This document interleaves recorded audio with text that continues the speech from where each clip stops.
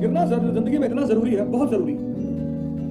उससे आपको इंसान कौन था पता चलता है। भगवान न करे आप सभी गिरे, कभी कभी प्लान करके गिर जाना चाहिए, दिखाने के लिए। साजिश कर लीजिए, एक दिन कोचिंग जाइए, यूनिवर्सिटी जाइए, कॉलेज जाइए, कपड़ा फाड़ के मेरे पिताजी ने भगा दिया, कह रहे पैसा नहीं देंगे, अब मैं कैसे रहूंगा, क्या करूंगा। और आदमी से कहिए कि भैया 10,000 रुपये सबको दे दो, कम से कम 6 महीने हम देख लें, फिर आगे अपनी व्यवस्था बनाएंगे। 100 लोग अगर आपके व्हाट्सएप में है तो 98 तो भाग जाएंगे, 99 भागे तो कोई बड़ी बात नहीं, और 100 भागे तो फिर कोई मुद्दा नहीं।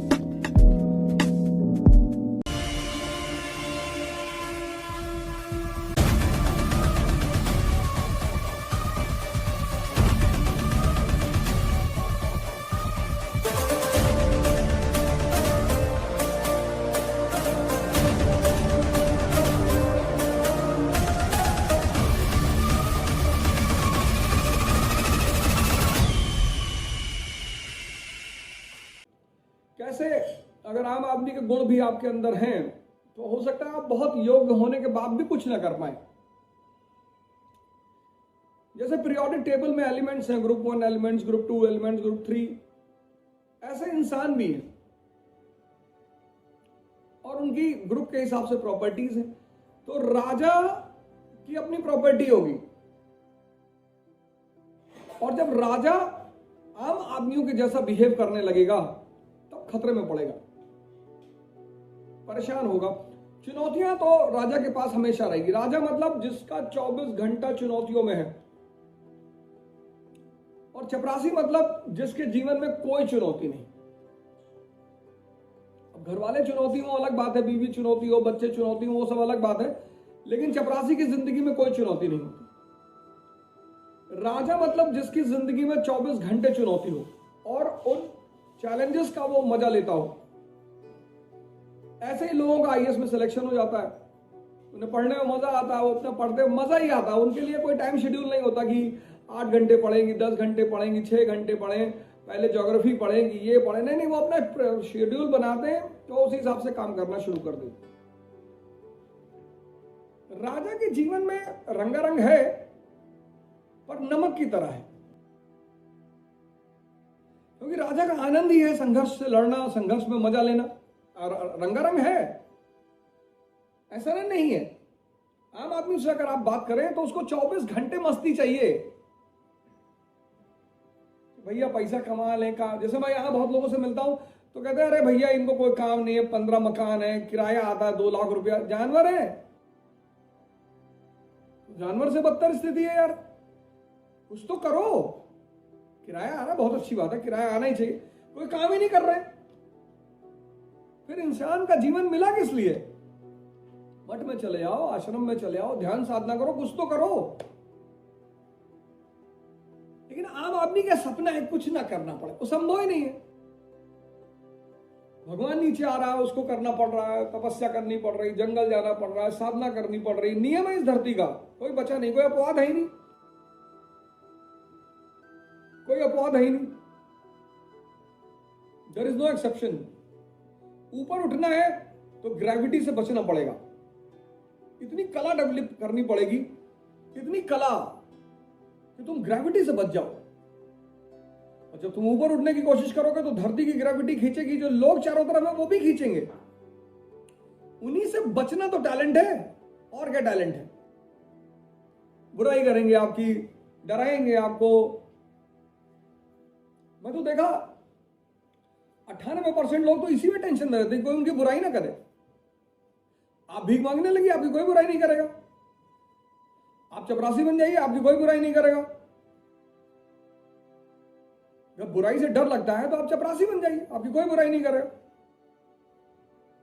रिक्शा चलाइए, आपकी कोई बुराई नहीं करेगा। आप राजा बनने का सपना देखेंगे और आप सोचेंगे कोई बुराई ना करे, इम्पॉसिबल। कोई आपको गाली ना दे, इम्पॉसिबल। देने दीजिए, दूर से दे रहा, फेसबुक पे दे रहा, इधर दे रहा, उधर दे रहा, क्या फर्क पड़ता है? आपके पिंजरे में गिर जाए तो फाड़ डालिए। अगर हार बर्दाश्त करने का दम नहीं है, निग्लेक्शन बर्दाश्त करने का दम नहीं है, गाली बर्दाश्त करने का दम नहीं है, तो राजा बनने का सपना छोड़ दो, कभी नहीं बन पाओगे।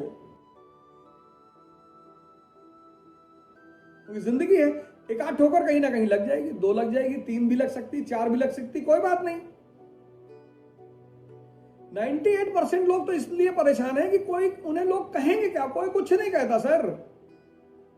मुझसे 10 साल कोई मिलने नहीं आया, 2-4 लोगों को, 5 लोगों को छोड़कर।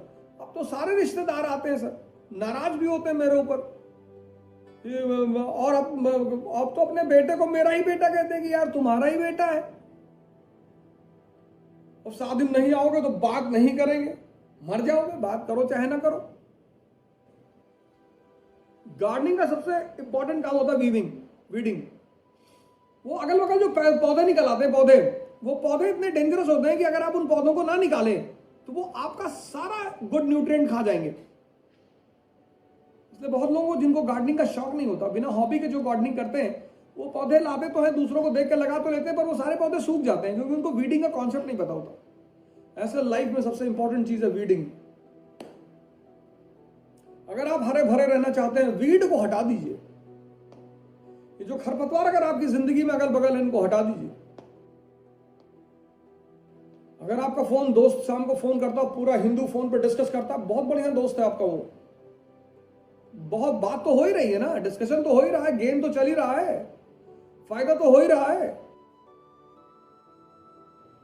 किसी के बारे में जानकर क्या करोगे? इस हम्माम में तो सब नंगे हैं यार।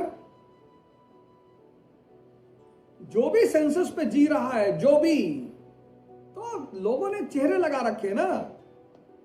मैंने अपना चेहरा उतार दिया, इसलिए मैंने काफिर लिख दिया। यहां हर आदमी के पास चेहरे हैं। मैं ये नहीं करता, मैं वो नहीं करता, सब करते हैं, सब।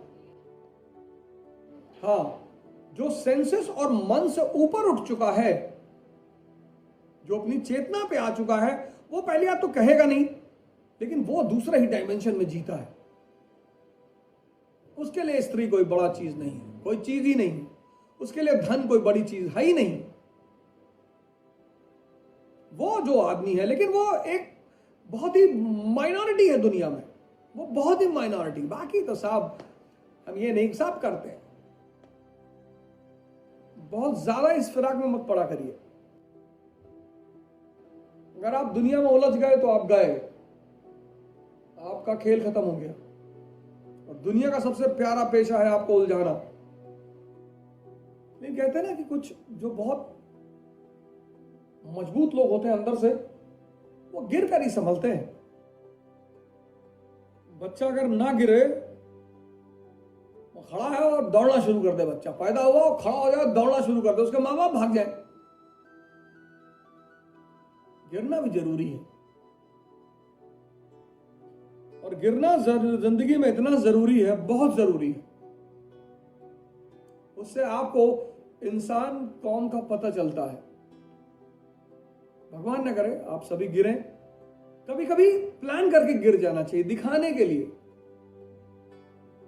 साजिश कर लीजिए, एक दिन कोचिंग जाइए, यूनिवर्सिटी जाइए, कॉलेज जाइए, कपड़ा उपड़ा फाड़ के कि मेरे पिताजी ने भगा दिया, कह रहे पैसा नहीं देंगे, अब मैं कैसे रहूंगा, क्या करूंगा। हर आदमी से कहिए कि भैया 10-10 हजार रुपए सब लोग दे दो, कम से कम 6 महीने हम देख लें, फिर आगे अपनी व्यवस्था बनाएंगे। तो 100 लोग अगर आपके व्हाट्सएप में है तो 98 तो भाग जाएंगे, 99 भाग जाए तो कोई बड़ी बात नहीं, और 100 भाग जाए तो फिर कोई तो मुद्दा ही नहीं।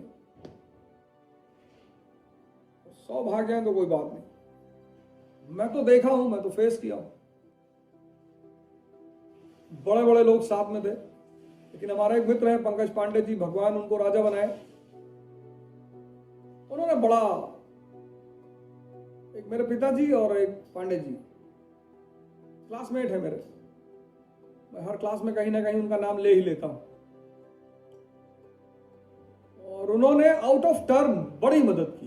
मतलब मैं तो उनके बॉक्स से 50-50 हजार, लाख रुपए निकाल लेता था, पर उस बंदे ने कभी,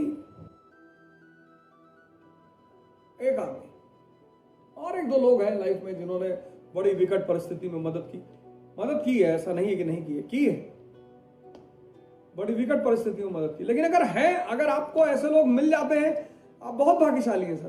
कोई नहीं मिलता सर। एक मेरे जानने वाले हैं, उन्होंने मुझे 100 रुपए देने से मना कर दिया था, 10,000 रुपए गिफ्ट दे गए 2 साल पहले।